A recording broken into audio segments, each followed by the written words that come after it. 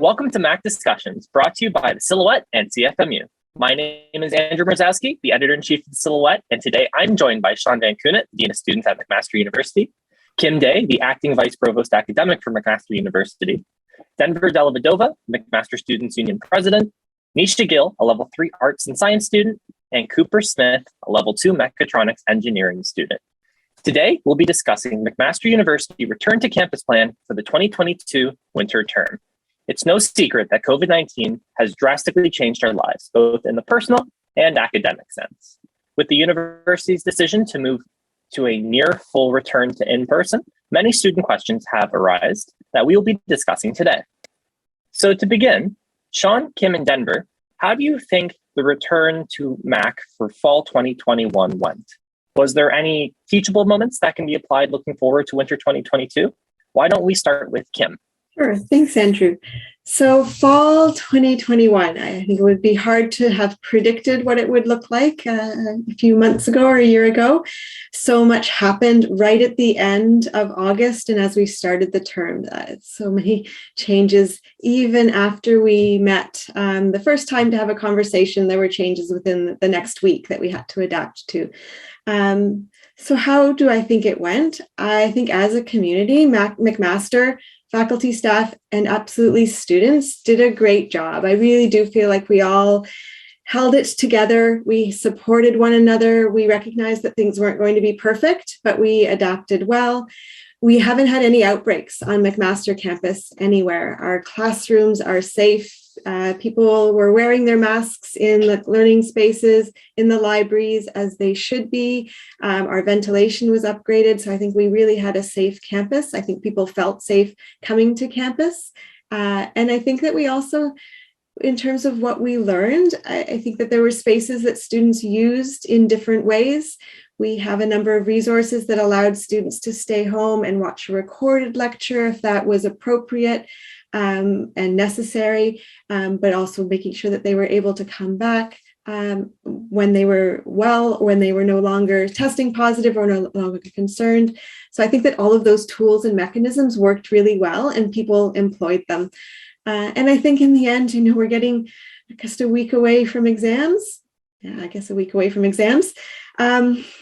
It wasn't easy, right? Instructors were adapting. I would say that overall really empathetic and understood that this was not yet normal and that there were things that we had to still work our way through together.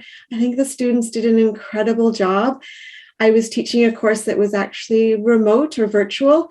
I have to say I felt a little bit less enthusiasm than last year. I feel like everyone last year was like, yeah, we can do this. It's online. This fall, it was like, yeah, it's online. So it was a little bit more muted, but still in terms of engagement in the chats and in the asynchronous discussions, students were still really excited and enthusiastic about linking their learning to everything that's happening in the world. So I didn't feel like that enthusiasm for where students are at. We're here, we're learning, but we really want to apply our knowledge to making a better world. I feel like that enthusiasm was still there and really appreciated that. Awesome, thank you. And what about you, Sean? Yeah, I'd have to agree with Kim. Students did a fabulous job. We knew this would be a term of transition. It would not be one without some bumps along the way. But we were able to begin to get into some sense of normalcy, and certainly the campus was a lot quieter than it normally would be in fall, but our gyms were open, our residences were at near capacity, and as Kim pointed out, 0 outbreaks in a community of 35,000 students plus faculty and staff. That's incredible, and it's a testament to everyone who's wearing their mask, everyone who the vaccination mandate, of course, came into play, and those who received exemptions, they were being tested. So, and we, as an administration, the ability to establish a testing center in almost no time flat, especially in those beginning of the fall months where some students weren't fully vaccinated and they needed some time to get to that point. We had to have that in place. When you consider everything that was going on, plus rules were changing from government as we went along, and everyone had to adapt to those. It wasn't without some significant stress along the way, but as a community, I think we did incredibly well. We're well positioned for the winter, even though, again, there's things still are in a state of flux, but I think we're well positioned to have a good winter term. Awesome. And Denver, what about from the MSU side? I think there definitely was highs and lows. It really depends who you ask. I think when we look at students as a whole, it's hard to take 30,000 voices and meld it into one opinion. You'll never do that. I think with 30,000 folks, we have 30,000 different opinions, right? But I would say overall, things went smoother than I had personally anticipated. We really tried to accommodate students the best we could by offering some of our services back in person strategically, as well as offering a number of them online or in hybrid fashions. I think as for student concerns and working with university administration, things have been pretty smooth, and folks are trying to actively work together on any of the issues that might have cropped up through the semester, which I think we anticipated when you take an entire institution and go, okay, we're going to be fairly hybrid, about half of the classes being in person. Awesome. So winter semester is right around the corner. What are you folks hoping campus will look like in the winter term? Kim, we can start with you again. Well, so I can speak to the academic pieces. So thinking about classrooms and learning spaces and all of that. Really looking forward to more students being able to come back to our campus, to the learning spaces, to interact with one another, especially in those labs and studios and tutorials, the discussion groups, the collaboration. We all know that honestly, more learning happens when students are able to work together face to face and have conversations than sitting in a lecture hall or sitting at home in front of a lecture. So really looking forward to having those spaces back. And as you indicated, Andrew, we're looking forward to most of our winter courses having that in-person component of some sort. I think about what fall is going to look like. Kind of two things come to mind. One is that we do still have some blended courses. The vast majority of our courses are delivered in person, but that still means a combination of components that are in person and some things that might happen online. That's always been true, even if you think just about Avenue to Learn and things that you do there versus things that you do in the classroom. But we have really invested in our learning spaces over the last 20 months. Most of our medium and large lecture halls have Echo 360, which is a capture tool that the MSU has been advocating for many years, pre-pandemic. And it means that live lectures can be streamed or they can be recorded. I think this is important for a couple of reasons. It does provide some flexibility and autonomy to students to make some choices. So I'll articulate two of the positive points, but I also want to offer a caveat. So the positive reasons, if you're exhibiting symptoms, if you've been exposed to someone who is COVID-19 positive or you've tested positive yourself, you know that you're not going to pass the MAC check. It's that green check mark that you should be completing every day that you come to campus. And so without that green check mark, you cannot come onto campus. Lecture capture will allow students to stay on schedule. They can still watch the lectures on the same day or close to it from home until they're clear to return. Keeping in mind that if you miss an in-person required component, such as a lab or tutorial, you still have to use that MSAF. But we know that the MSAF tool works well, that students are provided with accommodations to make up for missed work, or that there are universal accommodations built into courses. I also want to remind students something I think is really important, that if you do have a positive test, I want everyone to remember that we still have a reporting tool on Mosaic. Please use the reporting tool. It is confidential, but it means that we're able to keep our campus and our community safe. So you don't need to tell your instructor or your friends that you've tested positive. You do absolutely need to use that reporting tool. But again, we have systems in place so that you don't have to fall behind in those circumstances. The other positive thing is we know that we have a lot of students who are commuting this term. And this will enable students to make some really responsible and informed choices about how they might be able to organize their schedules. If you only have one lecture on Monday, you might make the choice to watch that as a recording or watch it as streamed so that you don't have to come to campus on that day. And it might just make your lives a little bit easier. The caveat is, I don't want to downplay the importance of in-person learning. I know that even prior to the pandemic, students were already making choices about those recorded lectures, about missing lectures or watching captured lectures instead. And I completely appreciate the flexibility that the tool affords. But I also want to make sure that students make really thoughtful and informed and careful choices about what they're missing, and really understanding that there might be interactions that they're missing in those in-person experiences that enhance learning. So don't just assume that watching a lecture captured is the same. Think about what's happening in those lecture spaces. But again, the flexibility is good. I think it puts the responsibility in the student's hand. Awesome. Thanks, Kim. And then Sean, what can students expect from more so the student life on campus? Yeah, so we're continuing on the trajectory of trying to get back to more normal. It certainly won't be 100% back. The masking is still a requirement, as an example, but we did have some club activities in the fall, and we're continuing to loosen some of the restrictions on those activities. So clubs will be able to be back almost full steam ahead. We have a full varsity schedule. We have intramurals going on. I mentioned before that our residences, we've been able to open up more spaces because we had set some aside for quarantining purposes. Those rooms are available. And in fact, I should mention that if there are students who are still looking for housing, they should apply on the residence website. There are spaces available for January. The libraries are open, the gyms are open, and at this point, you can walk in. As we know, full-time undergrads have a Pulse membership. You don't need an appointment to get in, as you did at the beginning of the fall term. So things are gradually progressing to something that is near normal, and hopefully we can continue along that path for the winter. So hopeful that all those social activities, those extracurricular activities, the things that make student life one that's fulfilling and enjoyable, those will continue on into the winter.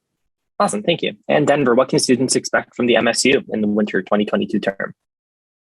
Yeah, so the MSU is, as I said, we through the fall worked on more offerings where applicable.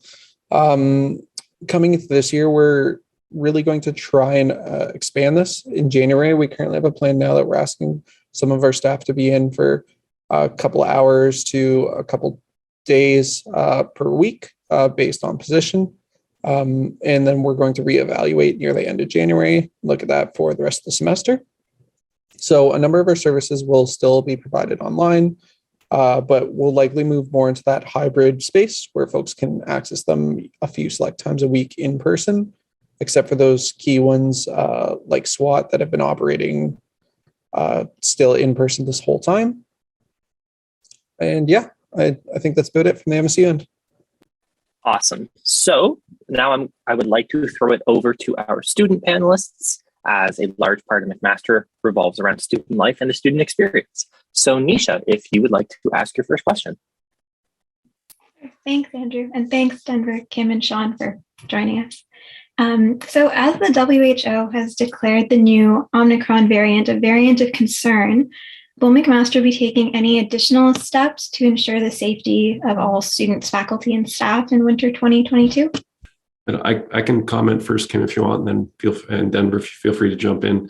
Well, right now we don't have much information. None of us do on what how Omicron might impact our operations. I think the measures we have in place currently with respect to our masking, our distancing, our vaccination mandate, the work we've done on our HVAC systems, all of those things, they have protected the campus community through the last number of months, and they will continue to protect the community into the winter. We will respond as we need to, and often, as we all know, we are required to respond to government regulations. If there are changes there, we will adapt.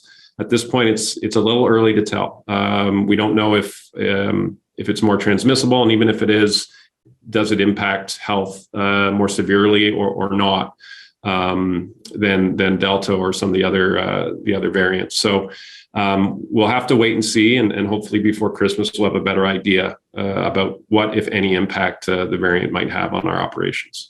Yeah, I think thanks for the question, Nisha. I think we're all watching the newspapers and watching the reports to see what will come of the Omicron. I think I completely appreciate that there are anxieties. I know that walking into classrooms in January is going to feel weird sitting next to students. Right now, we in all of our learning spaces, there's no requirement for distancing, but absolutely, again, know that everyone on campus, with very few exemptions, are vaccinated. So the people sitting next to you are vaccinated. Everyone's required to wear a mask. The ventilation has been improved. So these are safe spaces. If there's any reason that we need to increase any of those safety protocols because of the Omicron, we are absolutely going to do that. That is a priority that we will respond to. Thanks for the question, Nisha. And thank you, Kim and Sean, on that. I think the MSU will be fairly in line with the university on that. And as information comes forward, we'll obviously we share a lot of space on campus. So we likely, as in past, will be fairly all in line on how we move forward on this based on the information that comes out. That's good to hear. Thank you. And thank you, Nisha, for your question. Cooper, you're up. Hey, okay, so Kim and Sean, I think both of you touched a little bit on this, but maybe just to expand a bit. So a lot of students who have been living at home this past semester are trying to find housing in the surrounding areas, but a lot of people are having a very difficult time just due to the competitive market and such. How might the university be addressing or helping students who are facing this issue, who are required to be back on campus for in-person learning? Yeah, it's a tough challenge. We are maximizing our capacities in residence as much as possible. We do need to hold a few rooms back for isolation, but we are at near capacity there. And we really have no control over the off-campus housing market in terms of what's available. When rooms we do have, of course, the landlord listing and are trying to find as many vacancies as possible there to promote to students. But we recognize that is a really tough situation. And although this will not help for the winter term, we're in the process of putting up a 1,400 bed residence. And that's just more of a general comment indicating that we recognize the lack of good housing in the local area for the student population that we have, but understanding that doesn't obviously help students for this term. So I don't know, Kim, if you have any comments from the academic side. And I'll also invite Denver, because I know that the MSU has been doing some work on identifying housing as well. So I guess, Cooper, to speak to those students that are in a position where they are going to be commuting and they might not have in other years, or they might not otherwise have been doing this. And for a lot of reasons, I think the housing market is one of them. Being able to find a lease halfway through the year. Landlords are not always understanding around those sort of predicaments. And I think also students haven't been able to work in the same way that they have. So just affording something in general is problematic. And I would say that these are also, as Sean alluded, we're looking into the future as well. I think we need to understand that we need more flexibility for our students to make choices about whether maybe commuting is a better option than moving to Hamilton in some cases. Which is why, again, really want to think about that flexibility in students being able to access courses.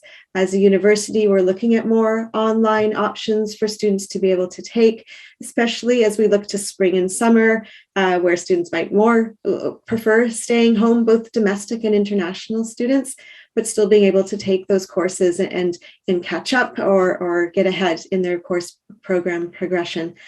And so I guess I do want to really embrace that flexibility even this term.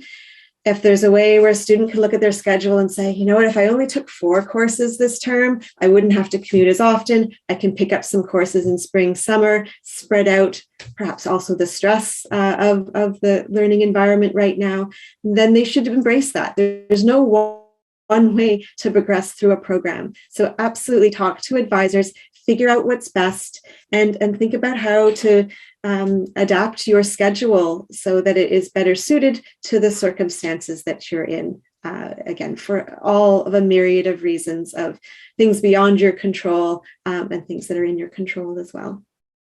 I could just jump in on this one as well, Cooper. I know from the MSU end, we've done a lot. We already held a housing seminar earlier in the year, and we're holding another one, I believe, on December 8th. So for any students that are looking at prospective leases or just tips about living on their own, recognizing that we have a large portion of students that have never been in that scenario, the MSU is there doing our best to support on that. As well, we still have offerings like an HSR bus pass, and we've worked with them to ensure that offerings for routes will be consistent with what they've been in past. So we're really trying to help with folks who are deciding to commute maybe from more local areas, but say like this side of Toronto, Mississauga for a few days a week. As well, just as a bit of a personal anecdote, I would definitely recommend talking to academic advisors. It's something that I did in my undergrad, and they can really help you plan out your years. So just to any prospective student or student who might be in person this year and is trying to figure out how to do it, talk to those folks. They're your best friend. They will help you through it. Our next question is from Nisha. So with an increased student presence on campus, will there also be an increase in available eating and study spaces for students to utilize? Yeah, so maybe I'll comment on the eating spaces first. Thanks for the question, Nisha. Most of the eating spaces will be open. There's a balance between and if you look at the Musk area in particular, we know students who have been here. I shouldn't assume we've all students have been here, because of course many haven't yet when it's a full campus. There are a couple locations in Musk that'll be closed because we're trying to keep congestion to a minimum if possible. So, for instance, in Musk, Teriyaki Experience and Booster Juice will be closed. Booster Juice in DBAC will be open. So if students want a booster juice, they can go there. The rest of those locations in Musk, as an example, will be open. Another example would be the Reactor Cafe and Thode Library will be closed because we're not having eating and drinking in the library. But the majority of the hospitality locations will be open to serve students. So it's a tricky balance to say how do we have those food service, those hospitality operations? How do we have enough open? But where are there areas where we might need to keep them closed in order to put health and safety first?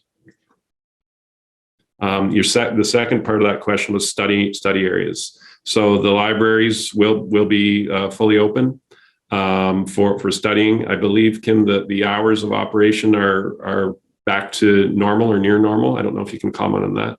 Yeah, that is true. So the operating hours are back to normal. Denver and I had a great conversation, as all of our conversations are great, just around the use now in the library. We're not at capacity now with students, but recognizing we're going to have more students on campus as we head into January.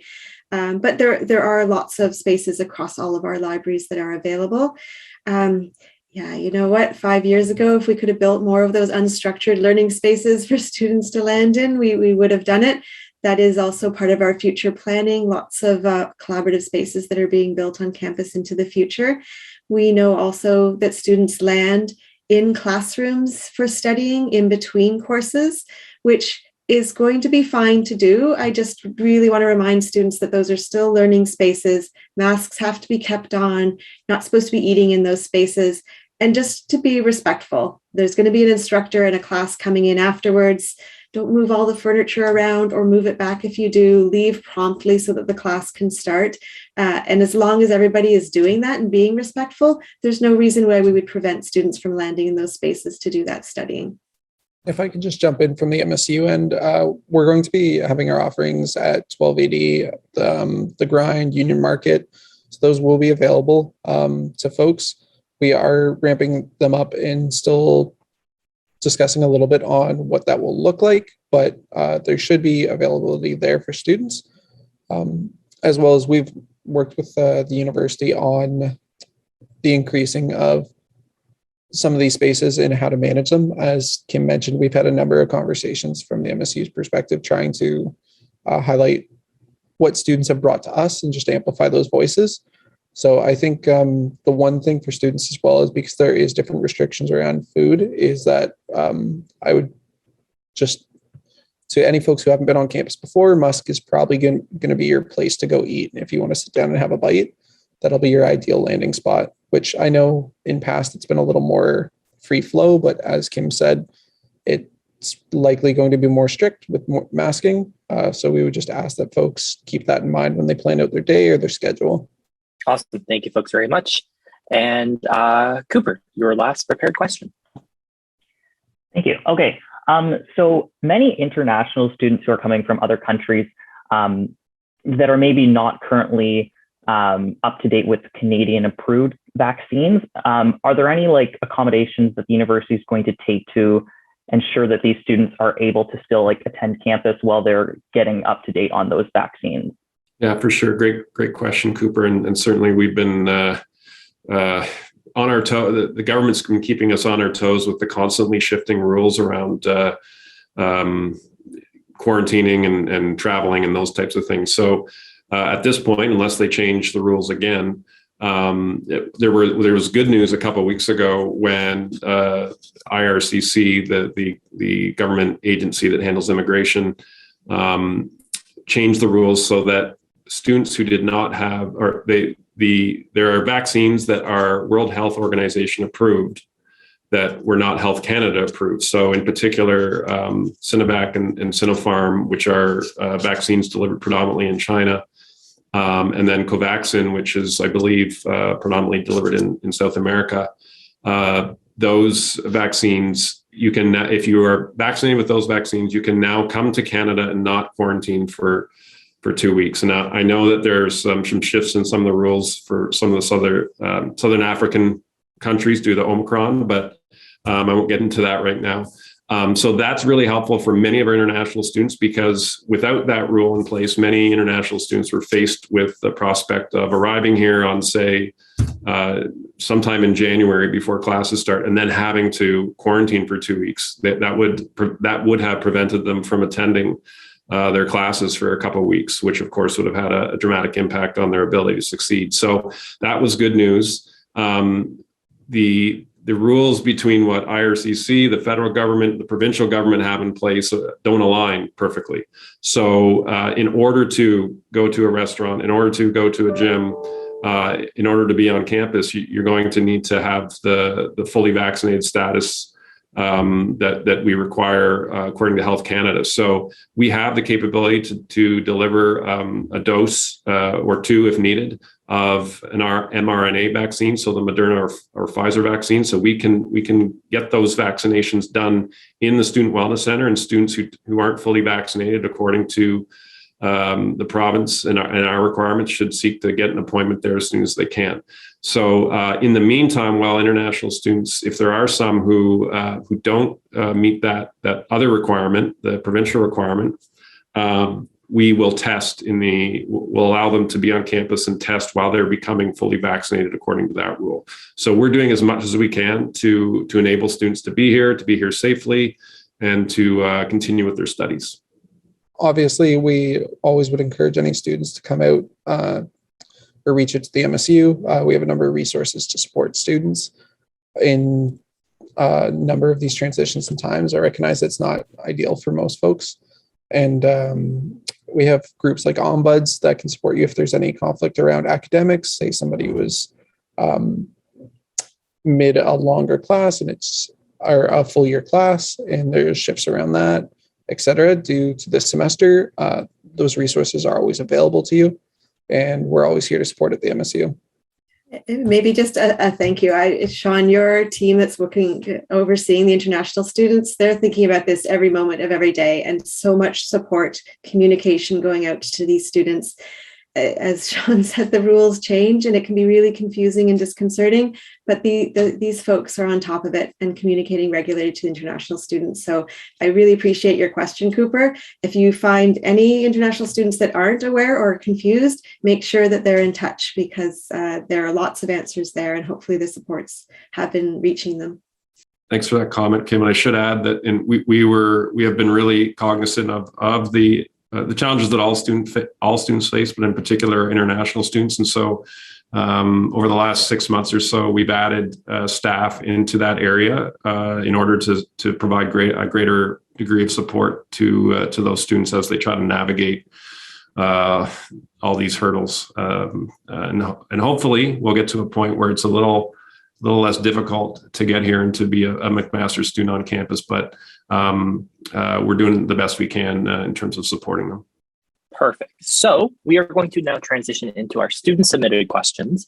In the interest of time, we only will have time for one question. However, a lot of your answers from the three of you have answered the rest of our student submitted questions. Things as broad as live streaming in classes down to will teriyaki experience be open in Musk? So Nisha, if you want to take it away with one of our student submitted questions. This is a question that was sent in by Adrian, a third-year student in the Health Sciences program. He's wondering, how will the mental health of students be supported as many are facing challenges in transitioning to an in-person semester? Yeah, I can start on that one. Certainly our Student Wellness Center, we have added capacity there as well. We've added counselors over the past 6 months to a year. We'll be fully prepared to do both online and in-person appointments there. We've added staff in our student accessibility services area, and the reason I bring that up is because we have there's an overlap in terms of that area in student wellness. We have almost 2,000 students on campus with mental health disabilities, and we're very cognizant of supporting them as they transition back to this new old world that we're going back into. Trying to think of other supports, but those are two main areas that we're focused on. And overall, everything we do, I can say in student affairs, we're looking to make sure that we're connecting with students, whether it's in residence, whether it's through athletics, whether it's through anything we do, to make sure that students have someone they can talk to.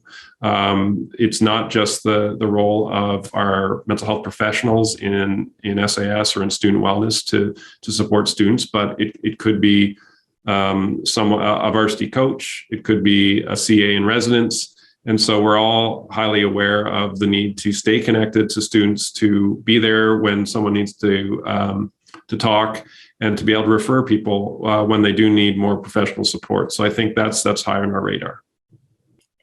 Thanks, Nisha, for the question. This is a really essential issue that we need to be talking about all the time, and really addressing the issues that our students and everyone on campus is facing. I'll add just two pieces to what Sean has said. We do provide supports for faculty and instructors. So there are a series of modules called the HIPPO on campus modules, where instructors kind of gain a baseline understanding of what the complexities are around student health and mental wellness. They are provided with the resources and tools to direct students to the tools that they need to get those supports that Sean's outlining. So our instructors are well prepared.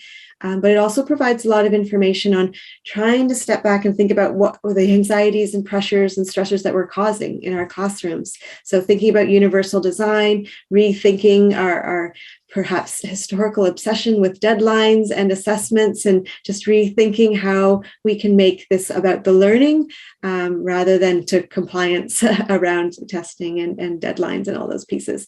And honestly, I've been so impressed with our faculty really embracing these tools and thinking empathetically about how they're teaching and what they want the students to learn from the classroom. So I think we're seeing a lot of change at the course and program level as well. So from the MSU end, we have all our regular offerings. Like, I would always tell folks that Student Wellness Center is there for them, as well as any of our peer support services. If there's specifics, I apologize for the beep. If there's specifics related to some of your needs as a student, say, I'm just trying to think of, like, say it's something that might fall into a gen, they might be able to support you in that if that's a stressor causing issues with mental health.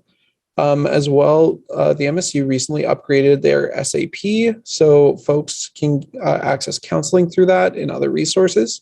So I would heavily encourage folks to check that out online if they're at all feeling any way, or reach out to your SRA or any other individual in the MSU, and we can help direct you and get you the help we need, or help you need.